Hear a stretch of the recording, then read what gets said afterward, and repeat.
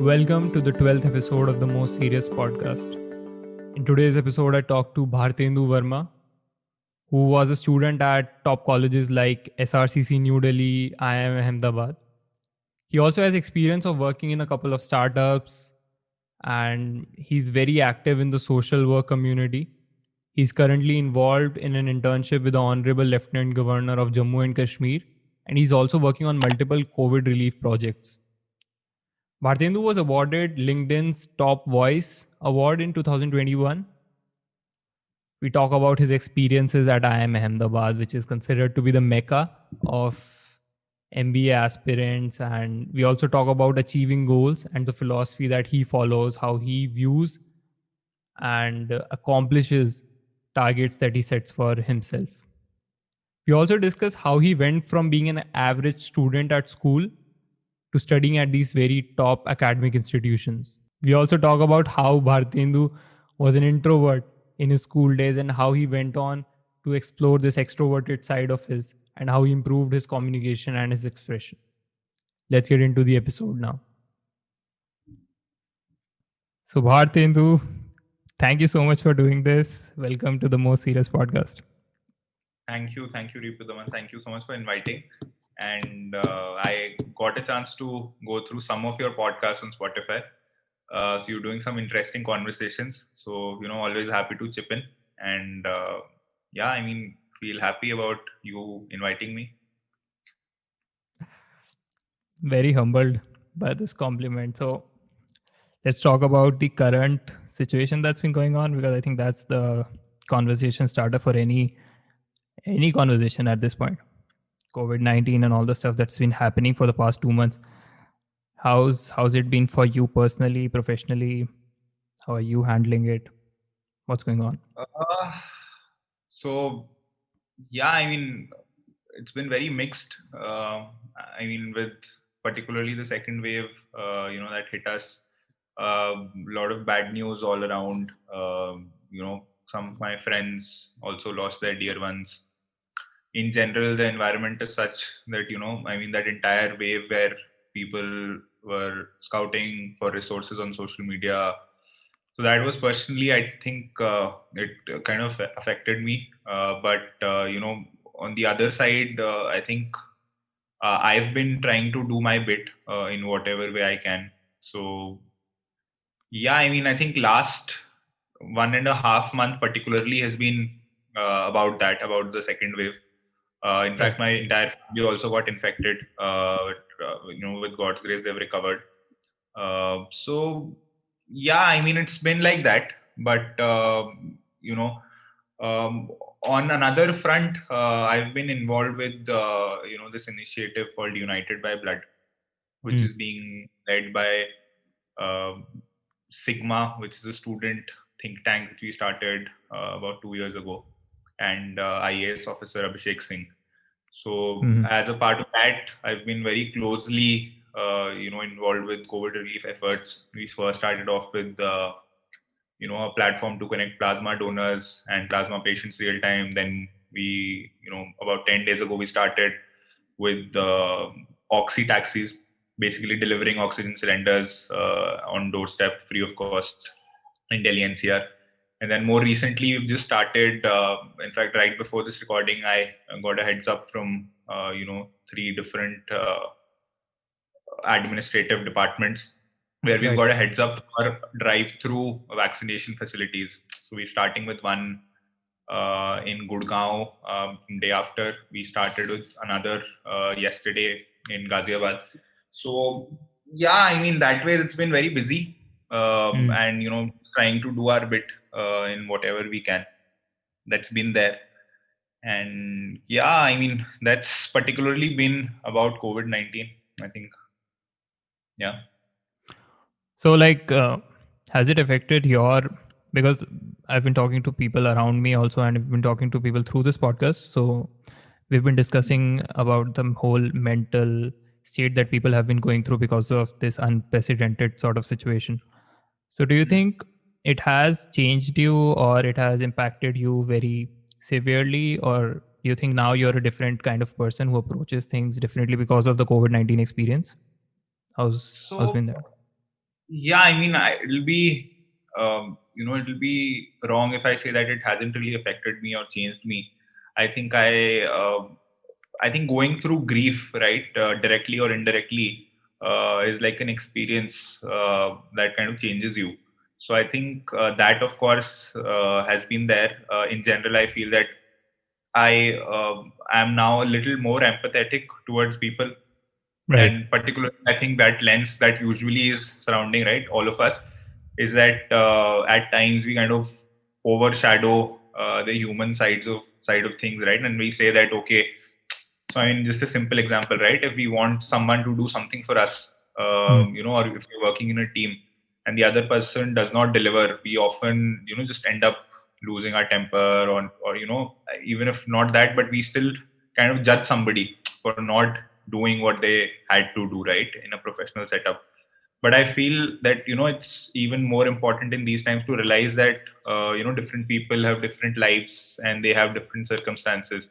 So it's very important to be empathetic towards your friends, towards people you work with. So yeah, I think that's one single most thing that has really got to me in the last month or so. Right. So let's talk about IIM Ahmedabad, the mecca Sure. of MBA aspirants, the dream of many students, I think, studying in India. And first of all, I want you to describe it to people who haven't gone to it, obviously, but also who dream about it. They have these amazing fantasies about IIM Ahmedabad. So let's just walk through your experience there. Sure, sure, sure. So IMA, like you mentioned, it was also like a dream college to go to for me. And of course, I also went in with a lot of expectations. And although about let's say 30-40% of my MBA experience got affected due to COVID, where I could Hmm. not be in campus. But even then, it'll be fair to say that it did meet my expectations, in the sense that a couple of highlights for me personally is that the entire grind that you go through, and I think it's not just for IMA but in general also, right, for B schools in India, where the first year itself is like you're being put into situations which are tough. You have deadlines to meet, you have multiple academic responsibilities, then there's extracurricular things happening, then there's placement, and the entire build up to that placement that goes around. So yeah, I think one major highlight, of course, and my experience would be the entire, the pace at which you're moving in general during your MBA. I think that is something that is very common and um, very peculiar to an MBA. That's one.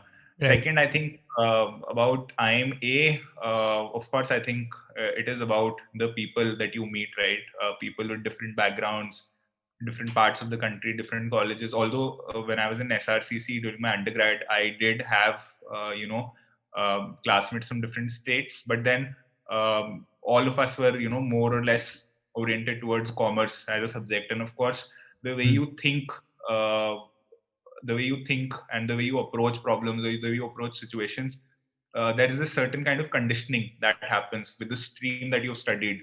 Although it's not, I mean, it's not, let's say, majority of your life that you've studied commerce or science or humanities, but Right. even then, I feel your approach kind of changes, and that's the conditioning that happens when we are 16 and we end up specializing in subjects. So to interact with diverse people, to interact with a lot of multi-talented batchmates that I had. I think that entire experience was also very humbling, and yeah, I mean, to work with different people throughout your MBA journey in different study groups across clubs, societies, etc., is also like a major highlight for me. Third, I think I should mention the overall campus life personally for me, because I am I've stayed in Delhi, and this was my first hostel experience, for Acha. 2 years. Hmm. So that again, personally for me, was like a highlight, right? I had this certain level of expectation about how things would go in a hostel, and but then overall the environment is extremely conducive. The the entire thing where your senior batch helps you settle down in the first month, or the kind of bonding that you share with people in your dorms, as we call it in IMA, that is, I think, very special in general. So yeah, I mean, and at the same time, there are n number of opportunities that you get a hang of, right? You get that summer internship period where you can go ahead and experience or experiment and do something, and then of course there's a final placement as well that kind of helps you grab onto whatever opportunity you want to take up after MBA. So that way, overall, I think it was definitely a worthwhile experience. Definitely, I would say it gets there to the top 2 years, top most memorable years of my life so far. And I think your experience would have been wonderful. But they also talk about these crazy hectic schedules at IIMs, and I think IIM Ahmedabad being the top in all of the IIMs, I think it also becomes the top in the scheduling, or the part that the grind that the students go through there. So is that true, or is that a hype made up by people? See, I mean, I don't think that I should be representing how things are overall. I think what I'll stick to probably is my own experience. Yeah, But your on experience. that front, I feel, at least for me, I think it is about how much. Of course, the things are hectic. The way things are created is that you have to do multiple things. There's Hmm. also managerial aspect to why you're made to go through such a grind. That's there of course there's that management reasoning as well, but at the same time I feel that it also depends on the individual, and what are the things that you want to get out of an MBA, right? So if Hmm. of course, I mean, just think about it. You're being put you join a batch with multiple super talented people with different backgrounds, and a lot of these people are very, very strong academically in general, right? Because of the selection process that is there, and the criteria that is there. So of course, if you want to say that I want to be a topper, I want to be a top 5 percentile scorer in this batch, of course it will take too much effort. I mean, a lot of significant effort in terms of studying.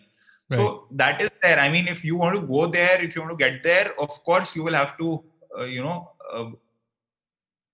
have to spend time. You'll have to put in that amount of effort. But then if you're someone who doesn't really want to do that, I don't see that the campus in general forces you to do something like that.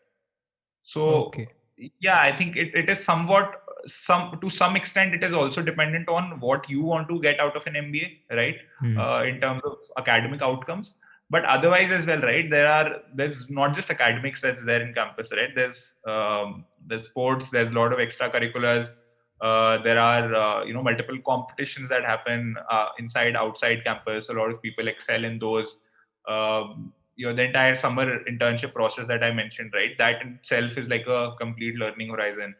Hmm. So yeah, I mean, that ways it depends on the kind of individual you are. For me personally, I did not feel too burdened, because probably I think I was also I think I was mature about it in general. That is what I feel about myself. That Hmm. I did not pressurize myself, and that I went ahead with the flow. So yeah, that's that. But I feel it's very different for different people. So very difficult to generalize something like this. Right. So, but as I was looking at your profile or something, so I came across many different things that you've been doing. Currently, you're doing an internship with the Honorable Lieutenant Governor of Jammu and Kashmir, and you've been involved in various projects. Like it was, I stopped counting after a time. I just thought that I'll ask him this straight away. So why, why do you think you have this drive inside of you to go out and do all these other things outside of just the academic domain? So what is Hmm. that a like a motivation that you have? You want to do social work or something? You want to improve the world, make it a better place, or is it something you do out for your curiosities? So what's your take on that? So yeah, I mean, Ripu, if I also kind of look at things in the retrospect, it seems that I've done ABC and multiple number of things. But then, I think most of the times when I'm doing those things, it doesn't, feel like that heavy in general. So I think Hmm. one major reason why I've been doing this is that, I think that it goes back to my background in general, right? When I was in school, Right. and I mean, people who know me from school know that I'm a very changed individual in general, right? I used to be, I wasn't, I would say I was an introvert. I think introvert is the right word. I was an introvert, and I wasn't really social. I wasn't really confident, I mean, in a lot of ways. So from that, I think the way things started changing for me as an individual, where I started feeling more confidence, it was these certain inflection points. So I mean, something as simple as when I was in school, I was in class 11, there was something like a prefect, student prefect election that happened. So I went through that process, became a prefect, and pre and post that, I think there was, and let's say certain degree of change that came in me. Hmm. Similarly, getting involved in different things, that whatever I've done, right? When I went to SRCC, I got through luckily, which at that point of time seemed like extremely lucky, because I wasn't like the outgoing type, but I somehow made it to the Dramatic Society. So that entire period of 7-8 months, or probably a year of enjoying, practicing, performing plays throughout Delhi NCR outside, with the SRCC Dramatic Society team, that changed me for good. Then I did a startup, I tried to build a startup when I was in my first year, could not succeed. But even then, that entire period changed me in a lot of ways. So I think I tried internship in investment banking, which I did not like. But then again, I think it brought about changes in how I look at things, right? Even today, now I know that a core finance job is something that I may not like because I've had that experience. So Right. I think when this thing started, it was not very conscious. It was just I was taking things with the flow, and I was doing what I could. But then I think over the last few years, what I've realized is that now I feel that it's important to do something side by side than just academics. So particularly for the 2 years at IMA, I was in a way a little clear that I want to do something outside college as well, because I feel that these things, or taking initiatives, one, of course, it can lead to a lot of positive outcomes. And particularly the kind of initiatives that I want to make, that I want Hmm. to take, usually is towards governance or social impact. That is something that I really like, and that ties back to me feeling that, see, I feel in general, if I look at my trajectory, I sometimes feel pleasantly surprised that as an individual who was fairly mediocre in academics at one point of time in school, from there to taking the academic journey that I have, and also to get a chance to do startups, work with startups, meet a lot of interesting people throughout my life, I feel that I'm extremely privileged. So Right. with that in mind, I feel that I think if me, who's I feel myself extreme. When I say privileged, it's not that I'm extremely affluent or something. I still have education loan to pay. Yeah. But having said that, what it means is that I feel that I am in a position where I can experiment. I can do more than what is the standard norm. So I feel that putting effort, trying to do something new, trying to do something, let's say, think of it as a very simple, a very small COVID relief effort. Now, one outlook is that things are going so bad. Even if you do ABC things, how does it change the overall picture? But then another perspective is that if you can, why not do it? Why not do your small bit? Why not do Hmm. what you can? And probably everyone does it, or if more people do it, then things will of course change. So Right. that's the thinking that I had, and with that thought process in mind, I started with the idea of Sigma, which Hmm. stands for Students for Involved Governance and Mutual Action. This was in my first year at IMA, where I found some like-minded people from my batch, also found some IAS officers who resonated with the thought process, and we said, okay, we'll start taking up social projects, and we'll also extend membership to more like-minded students from other colleges. So that's how Sigma happened. And similarly, in fact, it was last lockdown, like you just started out with your podcast last lockdown, when I had my internship. My internship was supposed to start in the first week of April, but then Okay. due to COVID and due to other reasons, it got shifted by a couple of weeks. Right. So in that period, when I literally had nothing to do and the lockdown had just started, I said, okay, I'll just write a, I mean, a lot of people reached out to me in general on LinkedIn. By the way, I wasn't as active on LinkedIn as I am probably now. Um, my run rate would be, to do one post a year, something like that. So, but then, which is like most people, right? Which is like most Yeah. people. So, but then a lot of people in that week or so, I think probably when the lockdown hit, I think, I don't know what happened, but I mean, somehow 5-6 people reached out to me, and everyone wanted to understand about CAT and about, getting into B schools.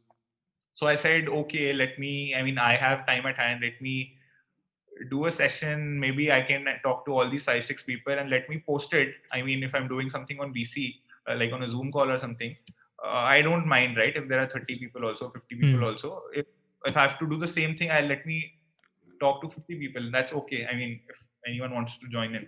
I posted about it on LinkedIn. I think it was about 10:30 in the night.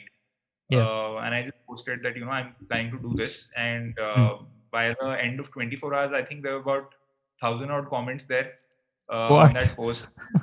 Yeah. It was very surprising. In fact, I never realized how the LinkedIn algorithm works. But over the time, I realized that if somebody comments or somebody engages with your post, it can go to, it usually amplifies, much faster than it would amplify on Facebook, Twitter, or Instagram. So yeah, that is when I just reached out to a couple of my friends. I said, guys, this is what has happened. There are so many people. Why don't you also join me? I feel the pressure of addressing. By that time, we about 2,000 odd comments. I said, this may not be worth their time. If people have so high expectations, why don't you guys also chip in? That is when 5 of us created a WhatsApp group and said, okay, let's call this the Younger Me Project. And Okay. we posted the live session on Instagram, because of course LinkedIn did not give us that permission, or that feature, did not know how to accommodate so many people on a Zoom call. So we said, okay, let's do a Instagram live. Went ahead, did it for about, I think, it dragged to 90 minutes or something, but it was very overwhelming, very positive, in terms of the entire thing of, us just taking out 90 minutes of time and helping so many people in a positive manner. That really struck a chord with me, and then ended up doing about, I think 10-12 more sessions over the few months. But then, more recently, I've again not been able to do more sessions over there, but plan to change that. And I think you've also motivated me now, because you're starting something similar. Something similar. So yeah, so that's how the Younger Me project. I think just stepping back, where this is starting, where this started from, was that it may seem that some of these things, of course, are planned, right? The Sigma idea, I had it with me for a year before I actually started. I refined it. I said, how do things work, ABC, the entire mechanism. But then TYMP was extremely spontaneous. There can't be anything more spontaneous than that, right? People almost forced me to kind of make something out of it, because there were such a overwhelming positive response. So UBB, United by Blood, again, was something that Abhishek sir and me, we were having a word, and we just want to do something good, and we want to do something that we can contribute in these times.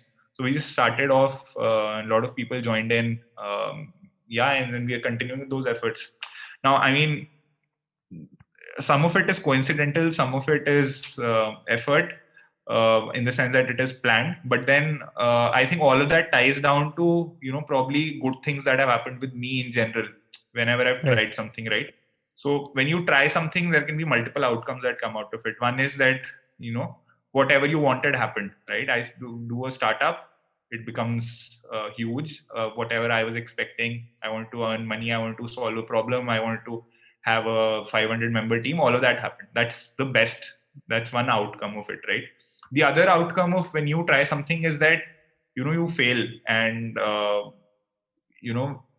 mean, things did not turn out that ways. But then, I mean, a lot of things that I have done previously, they've mostly been in the middle somewhere, right? But at the same time, my overall experience has been extremely positive because the kind of people that I've met through, doing whatever, right? So, for example, Sigma, which we are all, I mean, we're still continuing, and although there's less bandwidth, but we're trying to keep it alive, and we try to continue to do something or the other with Sigma.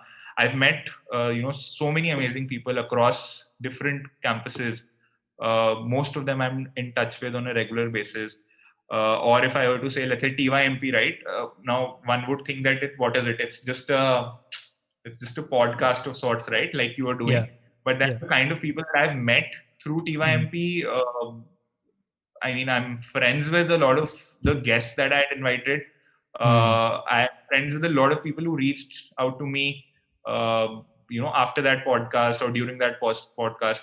So that, I mean, itself is a very, very positive motivator for me to say, yes, I want to try things. I think God and people around me have been really kind, and that's why that rigor is, I feel, still there, and I will hope that it continues to be there.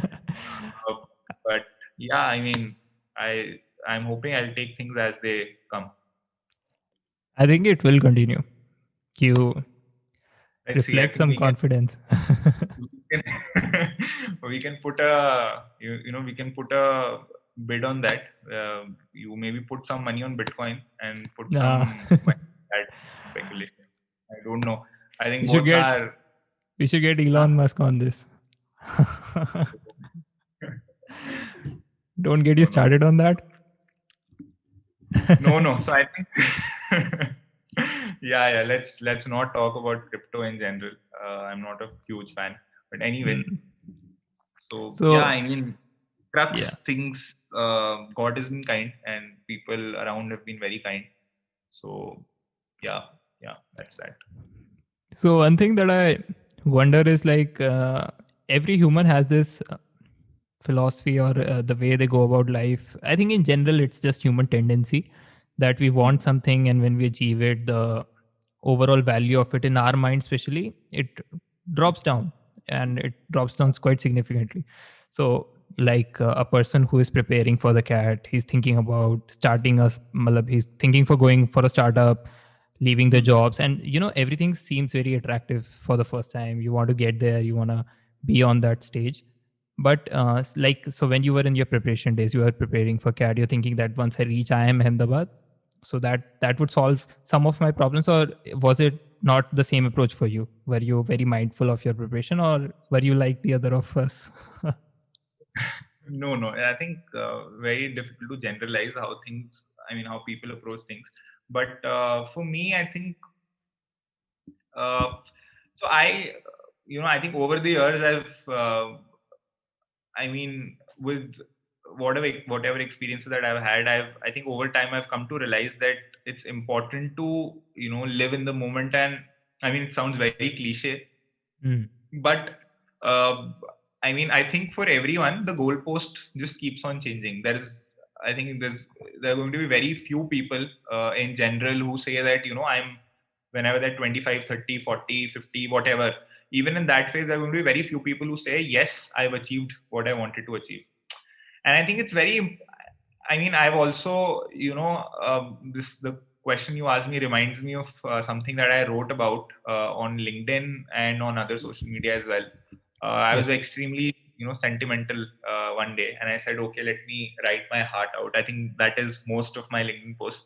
So that is how it'll sound. I just go vanish away for a month, and then I come back and I say, okay, let me, blabber my thoughts. Yeah. But yeah, having said that, I think I feel that so I'll quote what I wrote, right? I said that what I like about dreams is that they keep us going, right? So with every goalpost that comes in, right? For let's say you mentioned that you probably may want to, prepare for CAT, or somebody else might want to prepare for CAT. Then it'll become about your dream job. Then it'll become about that dream promotion. Then it'll become about something else, right? Hmm. So I mean, that way, I really, love the fact that these dreams are something that keep us, on the front foot. They just keep driving what we are doing, how we are thinking. I mean, I could not imagine a life where I have nothing to chase. I mean, these are Yeah. this is a situation where I'll feel I'm empty if I have nothing to chase. So that way, I really love the entire concept of goals and then chasing those goals. And of course, I mean, whatever happens, you either reach there or you don't. In that process, I think it's very important to understand that with whatever time you have at hand, right, between these goalposts, that is where your entire life is going to revolve. I mean, it sounds Hmm. a bit No, no, weird, but if you make much sense. Yeah. so if you think about it, your entire lifespan is going to be between these goals, right? When you're 60, you probably still have some goal.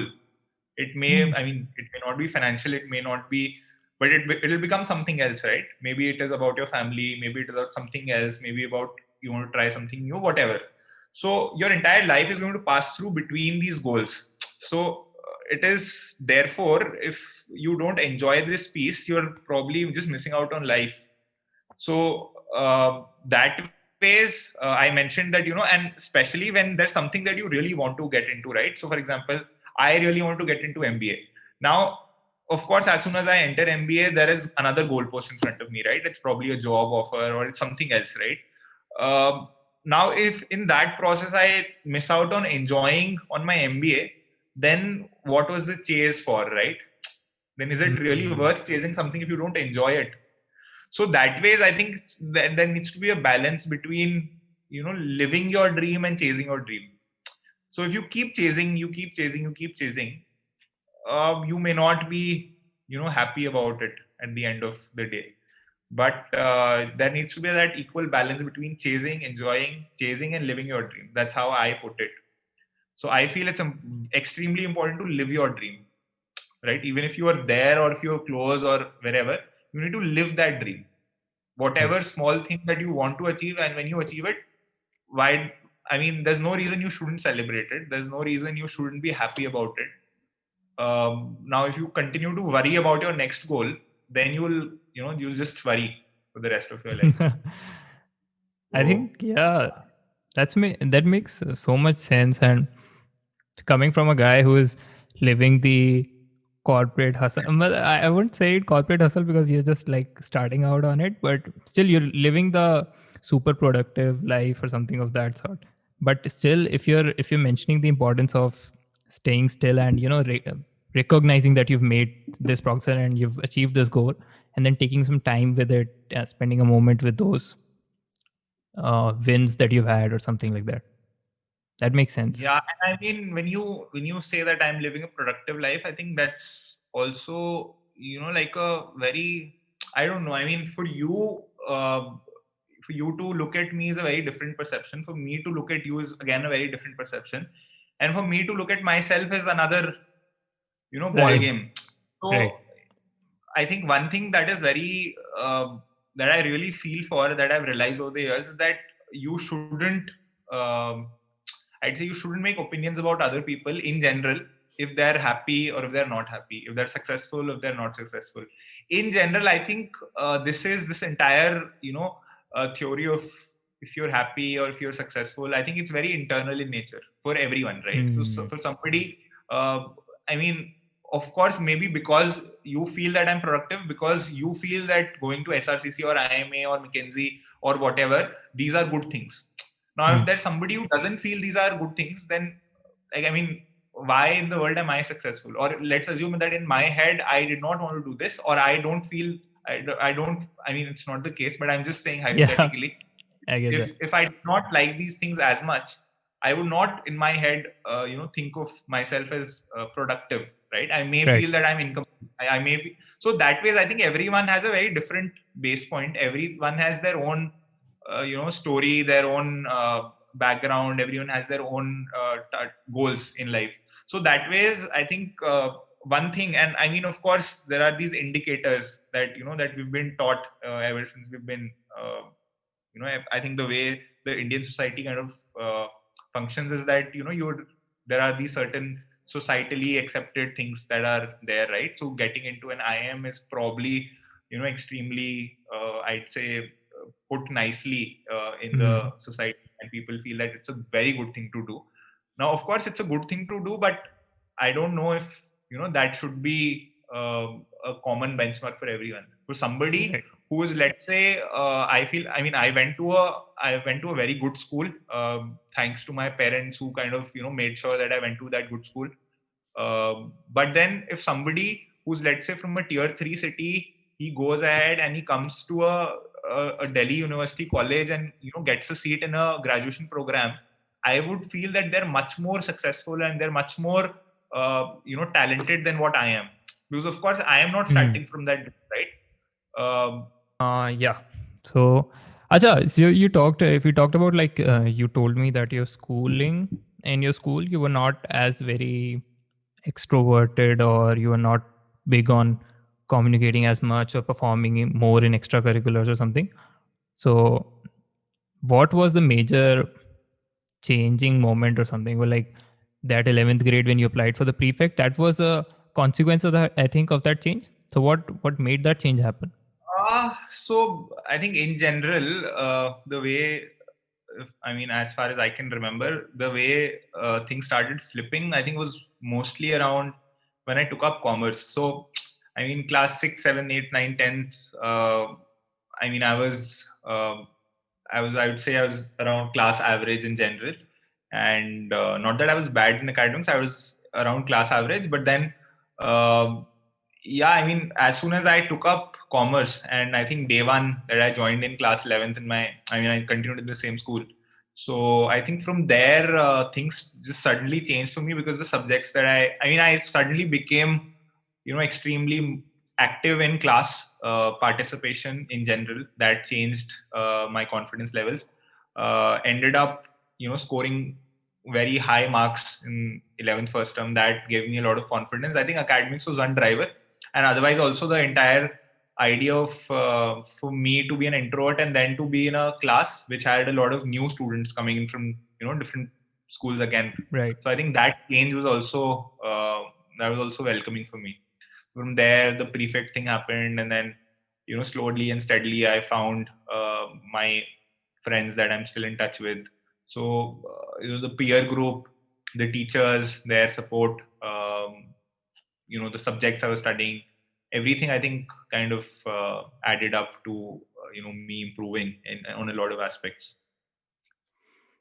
Amazing. So let's wrap this conversation up, this amazing intellectual conversation up with something. Let's talk about like what fun things do people do at IIMs and all these very super heavy name top colleges or Uh, companies like McKinsey. So how do you guys like have fun in life? Because people looking from the outside think that these are just go-getters. They wake up, they grind, they hustle all day no, long. definitely not. I think. So break Again, the myths. I'm sorry to interrupt. Just break the myths for people. Break their hearts. no. I think there is nothing. I mean, people I met and people, my batchmates, if I was to categorize myself, I think there's no, there's no difference at all in terms of how we are apart from non-academics in general. I Right. think it's nothing different. I mean, we do the. I mean, this answer sounds that alien or something. So there's no difference at all. I think to answer to that, I think to give you any answer will mean that I am saying that we're different and we do ABC things Ah, differently. got It's it. not like that, right? Mm. So it's the same. We have, I think, some of my fondest memories in college. Doing night outs, going out to eat. These different cuisines. There's the riverfront in Ahmedabad. To have poker nights, playing games, spending a time on in the sports complex, a lot of things, right? And just chilling. I mean, all of that is what I did. I think I really enjoyed. Right. In general, also, I'm sure there are people who are much more fun than me. I'm not on that extreme end, but I'd love to, get there slowly and steadily. Yeah. Amazing.